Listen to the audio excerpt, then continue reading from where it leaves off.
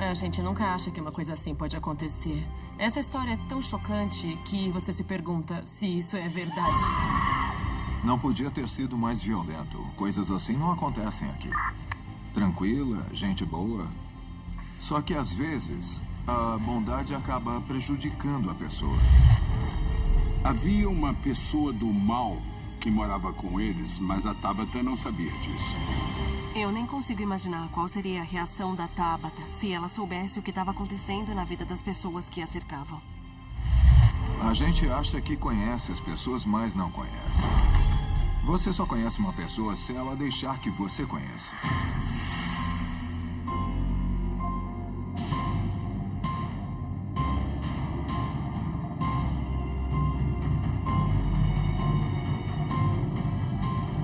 Perfeitos Desconhecidos.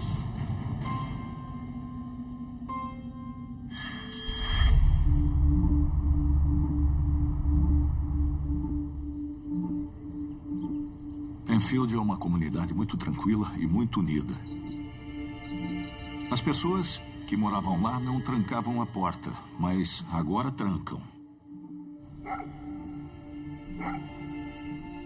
Nas primeiras horas da manhã do dia 14 de julho de 2003, a Delegacia de Polícia de Monroe recebe uma ligação alarmante da casa de Kevin e Tabata Bryant. Polícia, qual é a emergência? Minha mulher foi baleada. Eu ouvi gritos. Tem sangue pra todo lado. Ela está consciente agora, senhor? Não está, não. Está respirando? Não. Fique na linha até o pessoal da emergência chegar.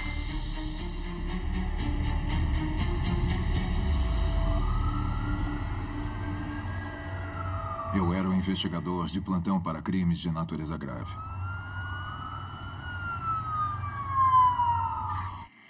O nosso supervisor escalou a mim e ao meu parceiro Dave Vaughan para liderar a investigação. Quando chegamos lá, os policiais já haviam isolado o local. Eles garantiram a preservação da casa. Não havia suspeitos lá dentro. O casal tinha 2 filhos pequenos. Eles frequentavam a pré-escola. Quando a polícia chegou, os meninos foram retirados da casa com a cabeça coberta para não verem o estado terrível em que se encontrava a mãe deles.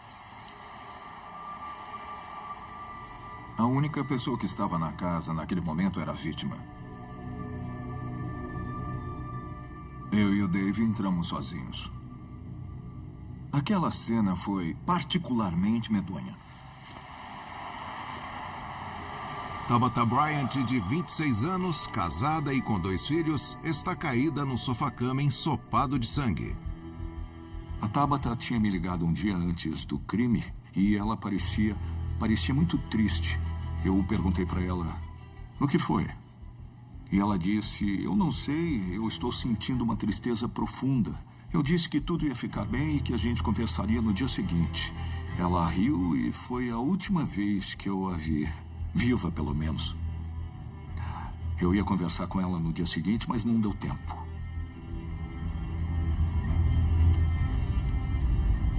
No dia seguinte, eu saí para trabalhar. Sou motorista profissional e estava indo pela via expressa que leva à casa dela quando ouvi uma notícia no rádio. Tragédia na Pennicott, número 2. Eu levei um susto porque eu conhecia aquele endereço. Eu pensei, alguma coisa aconteceu com Kevin ou com a Tabata, mas por que uma tragédia? Eu estacionei, aumentei o volume do rádio e disseram que era um assassinato. Meu coração disparou. Foi horrível. Ela foi vítima de um ato extremamente violento. Levou um tiro na cabeça e foi esfaqueada. Havia inúmeros ferimentos à faca. Quando uma pessoa é esfaqueada, o sangue se espalha para todo lado. E a sala estava coberta de sangue.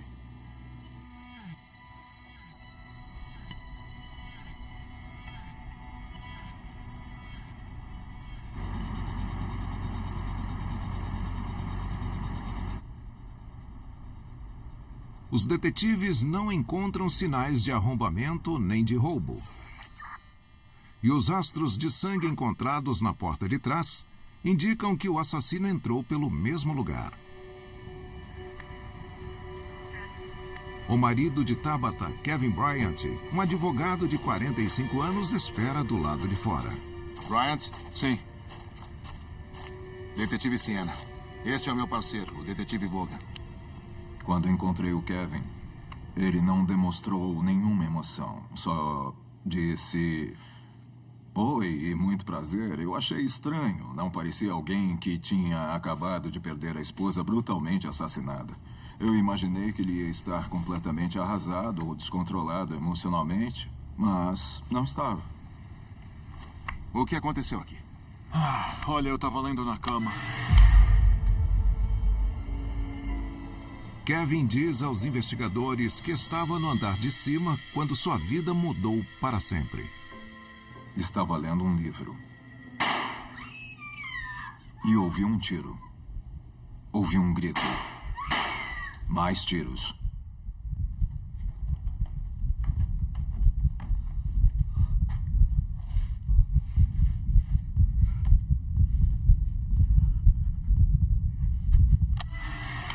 Eu sentei perto dela e tentei sentir a pulsação, mas não consegui sentir nada. Por ser o cônjuge sobrevivente, Kevin é observado de perto pelos detetives. Por conta da brutalidade do crime, nós concluímos que o assassino tinha um forte envolvimento emocional com a vítima. Enquanto fazíamos as perguntas, eu olhava para ver se tinha sangue nele, se havia algum tipo de ferimento defensivo nas mãos dele. O Kevin estava do mesmo jeito quando saiu da casa. Não mudou de roupa e nem lavou as mãos. E Kevin estaria coberto de sangue se fosse o assassino. Você vai ter que ir até a delegacia para fazer um depoimento mais formal. Sim, claro, eu estou à disposição.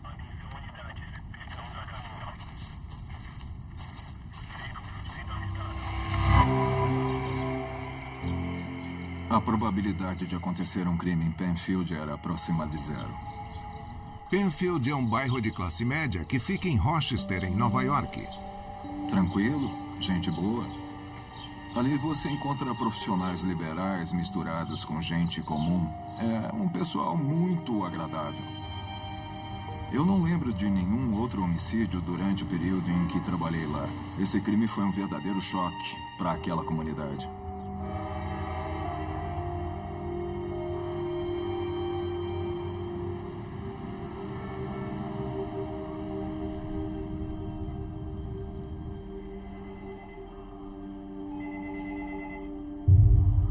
Na manhã seguinte, os detetives interrogam Kevin Bryant na delegacia. Eu não consigo imaginar que alguém seria capaz de matar a Tabitha. Ele fez questão de dizer que ela era uma pessoa maravilhosa e que se preocupava com todo mundo e que não conseguia entender por que alguém teria coragem de matar uma pessoa que nunca fez mal a ninguém. Se a Tabitha encontrasse uma pessoa sozinha ou que, por algum motivo, estivesse se sentindo insegura, ela sempre se oferecia para ajudar e fazer o que estava ao alcance.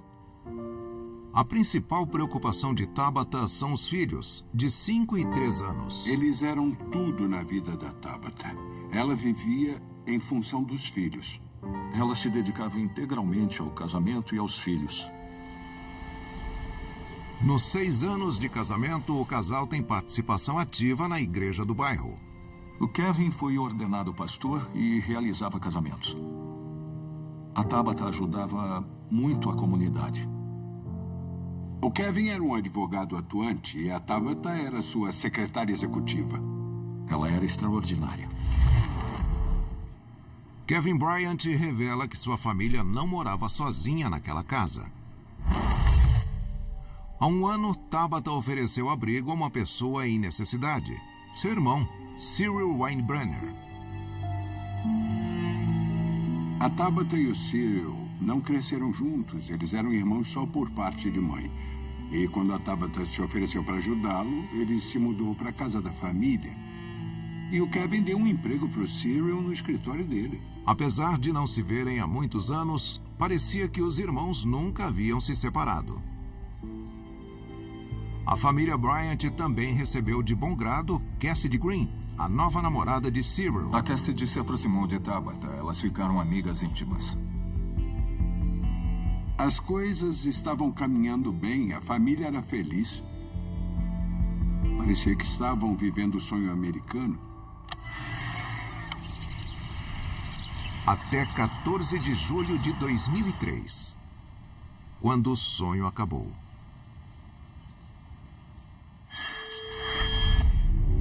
Durante o interrogatório, Kevin faz uma revelação chocante. Kevin, como era o relacionamento com a sua esposa?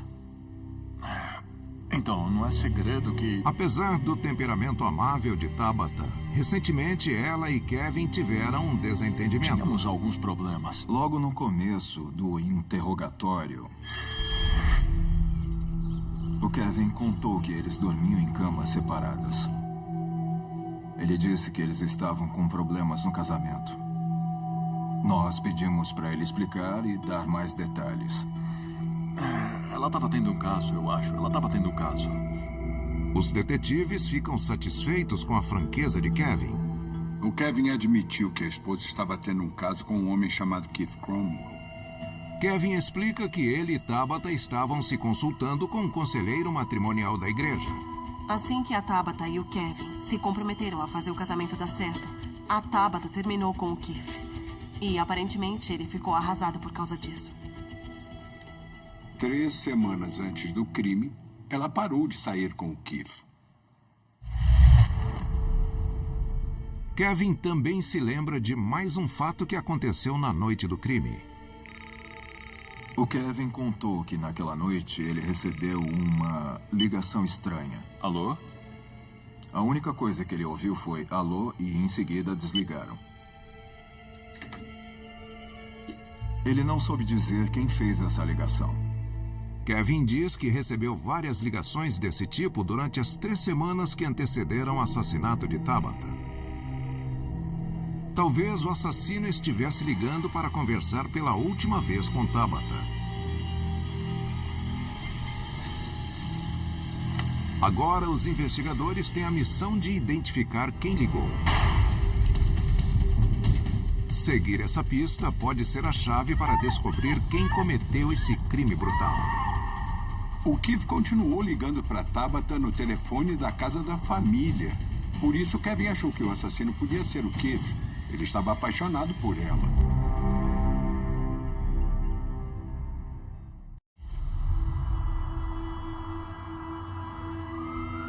Na pequena cidade de Penfield, em Nova York, os investigadores procuram pistas do brutal assassinato de Tabata Bryant, esposa e mãe de 26 anos.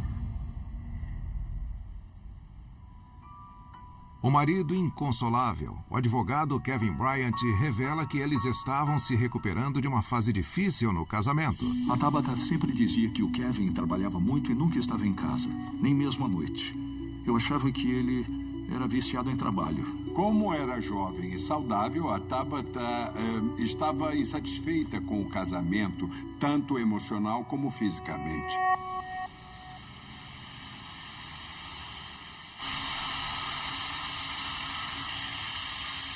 Seis meses antes de morrer, Tabata teve um caso amoroso com um homem chamado Keith Cromwell. O Keith era um mecânico de 49 anos. Havia uma grande diferença de idade entre a Tabata e o Keith. Os detetives fazem uma visita ao amante menosprezado. O Keith disse que ficou vários dias sem ver a Tabata antes do crime, mas ligava sempre para ela, inclusive pouco antes de sua morte.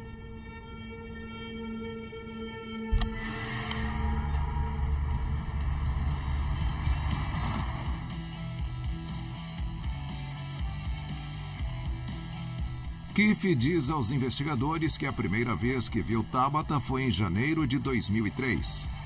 O Keith trabalhava numa oficina a poucos metros do bar onde ele conheceu a Tabata. Ela achou o Keith muito másculo e isso chamou a atenção dela, então o interesse entre eles foi mútuo. Nos meses seguintes, eles começam a se encontrar 5 ou 6 vezes por semana. O Keith acabou virando confidente dela. Ela se sentia à vontade para falar com ele, ele escutava e não fazia julgamento. Ela encontrou apoio nele. Os investigadores não estão convencidos de que a gentileza de Keith não tenha se transformado em raiva quando Tabitha terminou com ele. Ela falou pro Keith que estava acabado. Ela terminou com ele. Como amante rejeitado, Keith tem todos os motivos para mentir sobre o relacionamento proibido que teve com uma mulher casada que foi assassinada.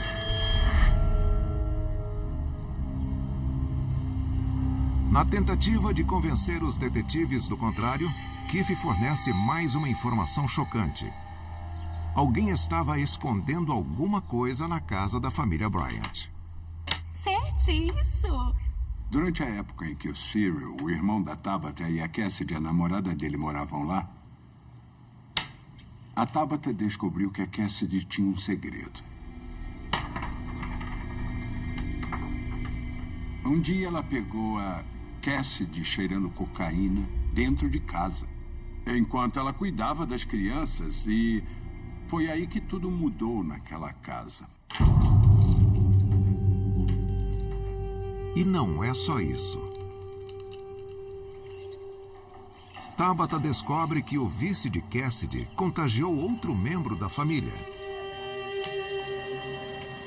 O Cyril também começou a usar drogas. Mantive contato com a Tabitha algumas vezes antes do crime e a cada vez ela estava mais desorientada. Ela me contou que o Cyril e a namorada dele usavam drogas dentro de casa. Por isso estava tão angustiada. O que a gente vai fazer agora? Hã? A Tabitha não podia tolerar o uso de drogas, ainda mais perto das crianças. Pra onde a gente vai? Por isso ela expulsou o Cyril e a Cassidy. Deve ter sido uma situação muito difícil para Tabitha, porque ela tinha recebido o Cyril na casa dela e depois de tanta confusão teve que expulsá-lo. Ela deve ter achado, pelo menos em parte, que tinha virado as costas para a família. Depois que Cyril e Cassidy se mudam, Keith diz que só tentou entrar em contato com Tabitha uma ou duas vezes nas 3 semanas seguintes. Os detetives então perguntam onde Keith estava na noite em que Tabitha foi assassinada. O Keith disse que naquele dia ficou de manhã até a noite no outro lado da cidade. Até que uma equipe de policiais confirme esse álibi, o ex-amante de Tabitha está proibido de sair da cidade.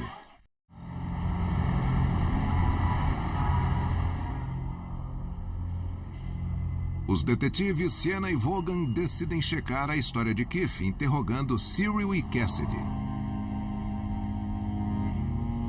Primeiro, eles trazem Cassidy Green. Ela agora está morando com Cyril perto de Bloomfield, em Nova York. Eu não acredito que a Tabitha morreu. Para Cassidy, o casal Bryant sempre foi muito gentil. A Cassidy contou como foi morar com os Bryant, como ficou amiga da Tabitha e como ela ajudou a tomar conta das crianças. E também como ela começou a trabalhar no escritório de advocacia do Kevin como assistente jurídica. Olhando de fora, parecia que eles eram mais uma família grande e feliz. Ela era uma irmã pra mim. Se vocês se davam tão bem, por que se mudou com o Cyril? Não foi nada disso, já estava na hora de a gente sair e a gente não queria abusar da hospitalidade. O Keith insinuou que havia uma rixa entre o Cyril e a Tabitha, mas a Cassidy alegou que eles precisavam de privacidade e que a estadia lá era temporária. Mas na cabeça dos detetives ainda resta uma dúvida. A gente queria falar com Cyril, mas ele tinha sumido. Ela não sabia onde ele estava. E nós achamos isso meio estranho. Ela estava envolvida com esse cara e não sabia onde ele estava. Eu já falei tudo o que eu sabia. Se não tiver mais nada, eu gostaria de ir embora. O que Cassidy não sabe é que os detetives já confirmaram que Keith falou a verdade sobre o álibi. Os investigadores descobriram que ele estava num churrasco. Ele não fugiu, nós tínhamos checado. Como aparentemente Keith não tem motivo para mentir, fica parecendo que Cassidy está escondendo alguma coisa. Talvez ela seja a chave para esclarecer esse caso. Ok. Vem comigo. Com poucas evidências, os policiais estão prestes a correr um risco que tanto pode prejudicar quanto desvendar o caso. Os investigadores suspeitavam que a Cassidy sabia de alguma coisa, por isso decidiram testá-la. Estava muito claro que ela sabia muito mais do que tinha contado. Ela disse que desconhecia o paradeiro tanto do Cyril quanto do carro que eles usavam. Sem dúvida, ela sabia a verdade. Tudo levava a crer que o assassino tinha algum tipo de ligação com a Tabata. Estávamos procurando um assassino que tinha matado cruelmente uma mãe com um tiro e várias facadas com os filhos dentro de casa. Nós não queríamos mais perder tempo. Precisávamos descobrir a verdade. Uma acusação por uso de droga pode fazer Cassidy falar. Mas para justificar essa acusação, os investigadores correm o risco de prejudicar a investigação.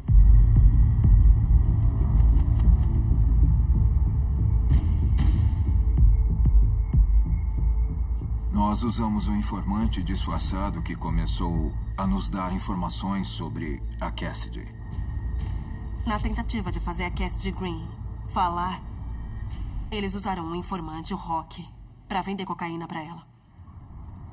Rock, o informante disfarçado, aceita ser filmado.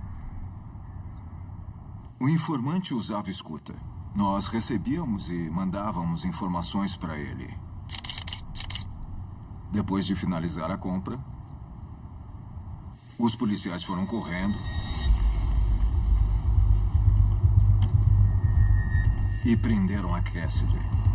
Pega em flagrante comprando cocaína, Cassidy é presa sob acusação de uso de droga.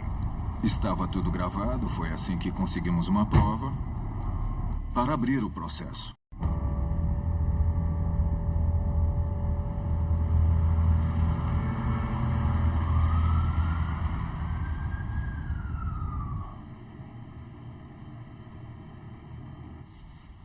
Ela foi levada para a delegacia e foi aí que eu e o Vaughan entramos. Nós rimos e dissemos: "Oi, lembra da gente?" Como foi pega de surpresa, ela não sabia o que dizer para se livrar daquela situação. Agora, os detetives pressionam Cassidy para ela contar o que sabe sobre o brutal assassinato de Tabata. Eu sei que você tem informações. Você disse que gostava da Tabata, que vocês eram amigas muito próximas. Você disse que cuidava dos filhos dela. Ela foi assassinada. Você tem que nos ajudar. Tem que ajudar a Tabata, ajudar os filhos dela. Tá, tudo bem. Eu sei o que aconteceu. Cassidy faz uma revelação impressionante sobre o namorado, Cyril Weinbrenner. Na verdade, ele não é o irmão inocente que aparenta ser. Ela pôs a gente pra fora de casa e o Cyril ficou furioso por causa disso. Eu tava com muito medo dele.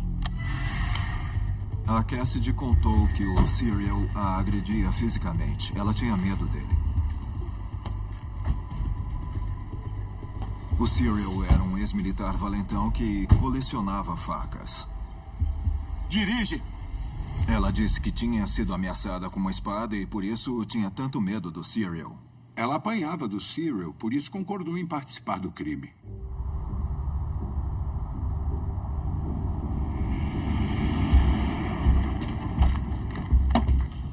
Na noite do crime, a Cassidy tinha muitas feridas no corpo. Ela admitiu que dirigiu o carro até a casa dos Bryant, mas só fez isso porque foi obrigada.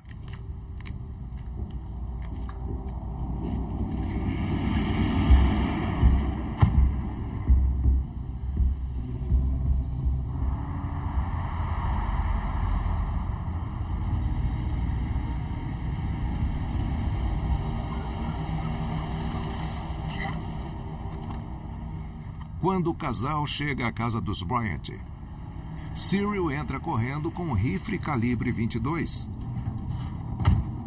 enquanto Cassidy espera no carro. Cassidy alega que depois de alguns minutos, ela vê algo assustador. A Cassidy disse que quando saiu de casa, o Cyril estava coberto de sangue. Ele falou que a arma travou e ele teve que pegar uma faca para terminar o serviço.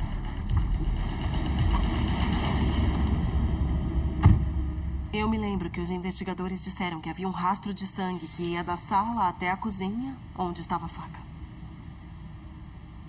E continuava pela porta dos fundos. Mas os detetives ainda se perguntam por que Cyril matou a própria irmã.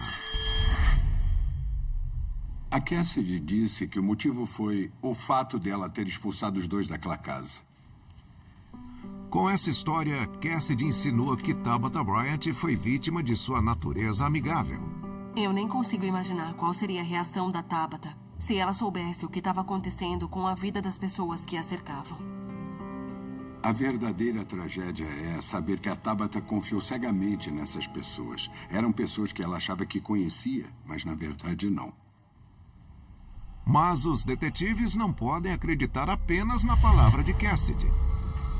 Eles só irão acreditar nessa história se ela provar. A Cassidy disse que o Cyril pegou o rifle que ela ganhou do pai quando fez 16 anos e que ela tinha gravado suas iniciais na coronha da arma. Naturalmente, achamos o carro e o rifle foi encontrado no porta-malas do veículo. E não é só isso. E Cassidy tem mais coisas para contar. Enquanto dirigia, ele entrou em pânico porque estava coberto de sangue, assim como a faca e a roupa dele. Eles dirigiram de Penfield até Bloomfield. No caminho tem um parque chamado Lagos Mendon. Foi lá que ele jogou a faca pela janela. Na hora de se desfazer das roupas manchadas do sangue do Cyril, eles decidiram ir até a propriedade de um tio da Cassidy. A Cassidy disse que algumas foram colocadas num bueiro, outras numa vala, e a camisa encharcada com o sangue da Tabitha ficou escondida numa árvore atrás da casa do tio. Eu não sei porque ela resolveu deixar uma prova num lugar que tinha uma relação com ela e com a família dela. Mas é possível que ela já estivesse planejando voltar para lá depois para esconder a prova e limpar o nome dela. Talvez ela fosse mais esperta do que a gente pensava. Cassidy leva os detetives até a casa do tio para mostrar a prova. Nós rodamos um bom tempo sem ver nenhuma casa. Podia estar em qualquer lugar, uma agulha no palheiro. Ela passou a informação para encontrar a roupa. Quando chega o resultado dos exames de laboratório com o DNA encontrado nas roupas ensanguentadas, ficam confirmadas a história de Cassidy e a culpa de Cyril. Nossos técnicos provaram que a roupa era do Cyril. E o sangue na roupa era da Tabitha. Fica comprovada a participação de Cyril no assassinato da irmã. A Tabitha jamais faria mal a ninguém. Ela nunca magoou ninguém. Ela fazia tudo o que podia para deixar todo mundo feliz. Então, quando isso aconteceu, todos nós achamos que a morte da Tabitha, além de inesperada, foi profundamente injusta. Naquela altura do campeonato, Cyril... ele era culpado. Precisávamos encontrá-lo, mas não sabíamos onde estava.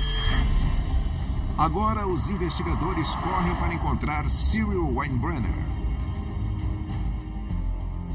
Jeannie, a mãe de Tabitha e Cyril, também não sabe onde Cyril está. Eu conversei com a Jeannie. Ela estava preocupada com o filho, achava que ele podia ser outra vítima. Ela queria registrar o desaparecimento dele.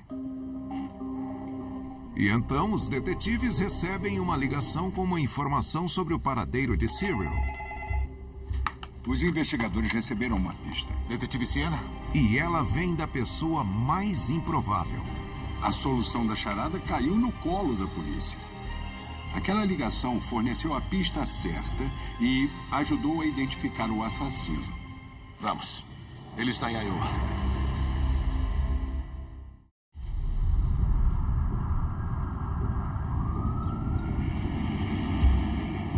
Para os investigadores de Monroe, em Nova York, Cyril Weinbrenner é o principal suspeito do brutal assassinato da irmã, Tabitha Bryant.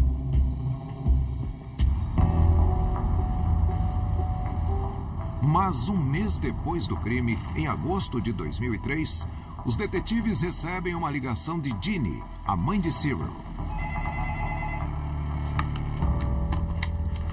Detetive Siena. A mãe nem desconfiava que o Cyril estava sendo procurado por causa do assassinato da Tabitha. Ela ligou e disse: boas notícias, o Cyril não morreu, ele está vivo, está aqui em Iowa. Cyril está morando em um trailer em Osceola.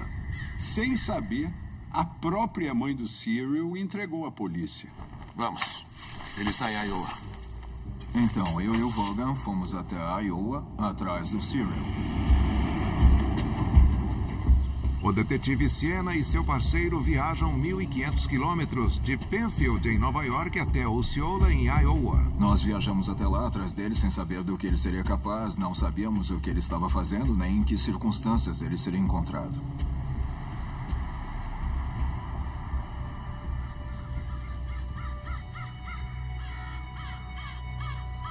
Se Cyril esfaqueou a irmã até matá-la, ninguém sabe o que ele pode fazer quando for confrontado pela polícia. Os detetives não podem correr o risco de perdê-lo de novo. Todas as delegacias de polícia locais foram avisadas. Qual é o plano? O que vocês vão fazer aqui? Plano? Eu não planejo. Eu vou bater na porta para ver o que acontece. Você está me dizendo que esse cara é um assassino cruel. Vamos lá. Que ele está num trailer e você acha que eu vou bater na porta e ele vai se entregar? Vai sonhando.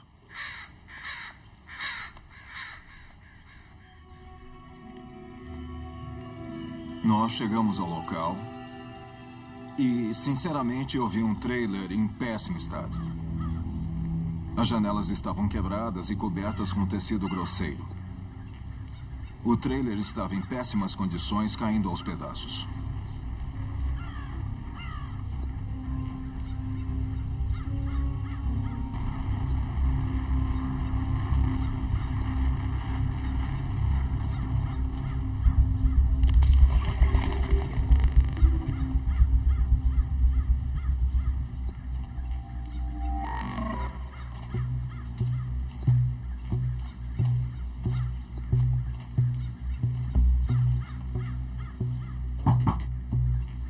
Eu bati na porta e nós fomos cautelosos.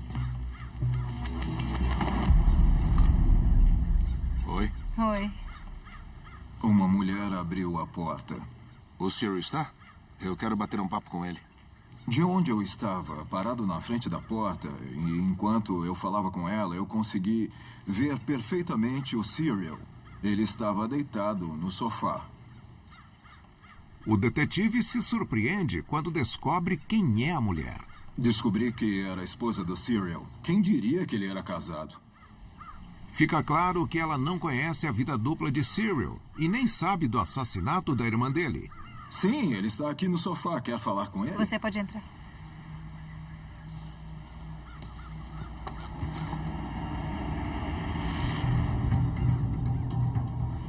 Quando olhei para ele, não consegui ver as mãos dele. Naquele instante, eu achei que a situação ia sair do controle rapidinho. O detetive Siena muda de tática. Recebemos mais informações sobre a Tabitha. Se importa de vir com a gente e responder algumas perguntas? Então eu disse, olha só, que tal você dar uma olhada em algumas fotos de antigos namorados dela e de pessoas do passado dela que nós trouxemos? Quem sabe você ajuda a identificar algumas pessoas?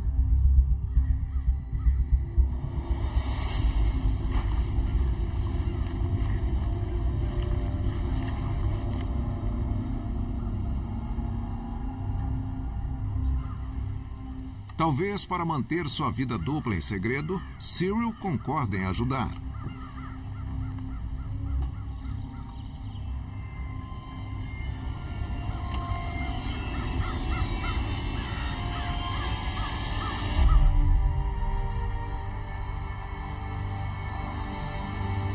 Na delegacia de polícia de Osceola, o objetivo dos detetives é comprovar a história de Cassidy e fazer Cyril admitir que matou a irmã. Comecei perguntando o que ele podia dizer sobre o relacionamento dele com a irmã.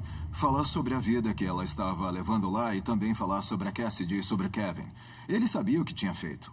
Eu sabia o que ele tinha feito, mas eu não sabia tudo. Ele precisava me contar o que tinha feito. Nós ficamos ali horas conversando naquela sala. Depois de quase 3 horas, o detetive Siena precisa de uma nova estratégia para conseguir a confissão. De repente eu tive uma ideia. Eu pedi desculpa e disse que precisava ler uma mensagem que eu tinha recebido de Nova York. Só um segundo, tá? Eu não vou demorar. Do lado de fora da sala, ele levanta a voz e pega Cyril de surpresa. Eu disse, você não vai acreditar nisso. A Cassidy Green acaba de ser pega por posse de droga. Ela está presa. E disse que não vai cair sozinha. Ela tem informações sobre esse crime. Ela não vai pagar o pato por ninguém, então... Ela vai abrir o bico se a gente retirar as acusações. Aí eu continuei falando bastante e o mais alto que eu podia para ele escutar tudo. Eu olhei para o Cyril e aposto que ninguém jamais tinha visto a cara dele tão branca daquele jeito. Se ela entregar o cara que fez isso... O tom do interrogatório mudou completamente. Deve ser algum amigo dela. Nas horas que se seguem, Cyril conta sua própria versão sobre o que aconteceu naquela noite em Penfield.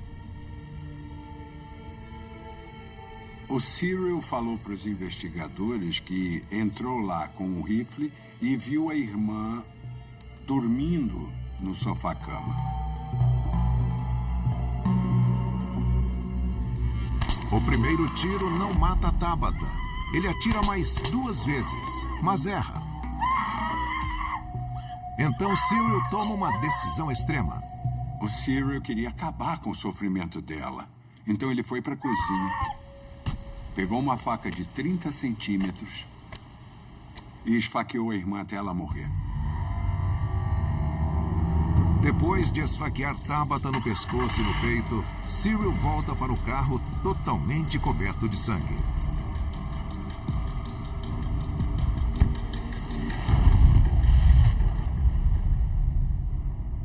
Cyril confirma o resto da história de Cassidy, a namorada.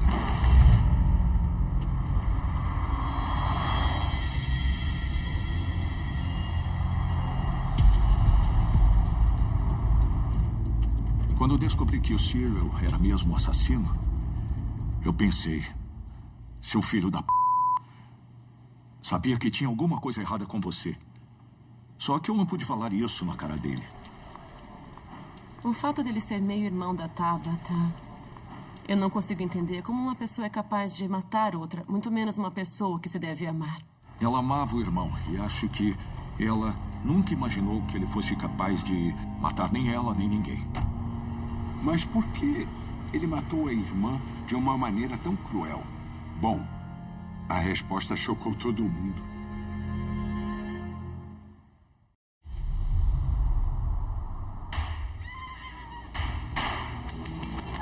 Finalmente, os detetives encontram o homem que matou Tabata Bryant, de 26 anos. É seu meio-irmão Cyril Weinbrenner. Mas Cyril revela uma série de segredos chocantes que traz à luz uma conspiração ainda mais sombria, envolvendo alguém que Tabata conhecia e confiava. Descobrimos que o autor intelectual do crime era uma pessoa que estava o tempo todo ao lado de Tabata, uma pessoa que ela conhecia e amava. O autor intelectual do crime era Kevin Bryant, o marido. No final, tudo que Tabata Bryant achava que sabia sobre Kevin, seu marido, era mentira. Através de Cyril, descobriram muitas coisas sobre o Kevin. Descobriram que o cargo de pastor da igreja era apenas a fachada na vida de um homem totalmente sem moral. Assim como Cyril, Kevin Bryant leva uma vida dupla secreta. A verdade é que toda noite ele ia a boates de striptease. O Kevin gastava milhares de dólares por mês em drogas, prostitutas e boates de striptease. Foi por isso que ele fez vista grossa quando a Cassidy vendeu cocaína na casa dele. Ele era o maior cliente dela.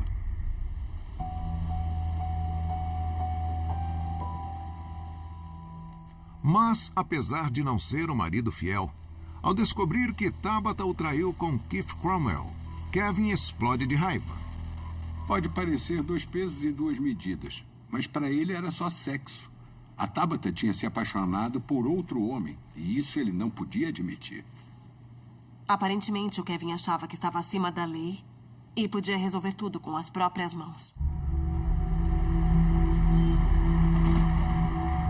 Kevin oferece $5.000 em espécie para Cyril. 5 mil. E uma parte do seguro de vida de Tabitha para ele matar a própria irmã. E o Cyril teve que escolher o que ele preferia, a irmã ou o dinheiro da cocaína. O Cyril concordou em dividir os $5.000 com a Cassidy para ela servir de motorista.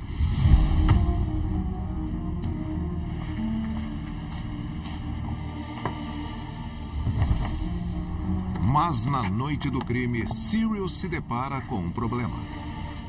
Quando chegaram lá, a porta estava trancada. Agora a identidade da pessoa que ligou para Kevin naquela noite é revelada. A porta está trancada. A Cassidy ligou para o Kevin.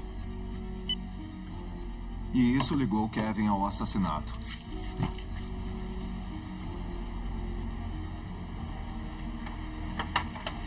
Então ele desceu e abriu a porta. Ao que parece, Cyril foi facilmente manipulado por Kevin. Eu acho que ele usou o Cyril. Fez a cabeça dele. Ele, sabe, deve ter dito: você não tem nada, ela tem tudo, mas você é meu camarada, eu gosto de você. Enfim, esse tipo de lavagem cerebral. Ao tomar conhecimento dos detalhes do crime e da vida secreta de Kevin, a imagem de marido perfeito e cidadão honrado é instantaneamente destruída. As pessoas diziam: olha, você não sabe nem a metade do que pensa que sabe sobre o Kevin. A população de Rochester não ficou chocada com a violência. Ficou chocada pela pessoa que cometeu a violência. Fiquei chocado porque ele ficou sem os filhos e jogou a carreira fora. Ele abriu mão de tudo para matar a própria esposa. E para quê?